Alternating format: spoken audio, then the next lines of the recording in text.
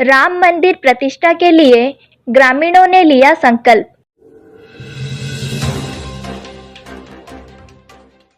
बिरमित्रपुर शहर के कुछ दूर पर स्थित गुरु छपरा गांव का साहू टोली में रहने वाले परिवारों ने अपने पड़ा में एक नया राम मंदिर प्रतिष्ठा करने के लिए आयोजित एक बैठक में सामूहिक रूप से संकल्प लिया है। आने वाले गुरुवार को इस नया मंदिर का निर्माण के लिए भूमि पूजन कार्यक्रम का आयोजन किया गया है।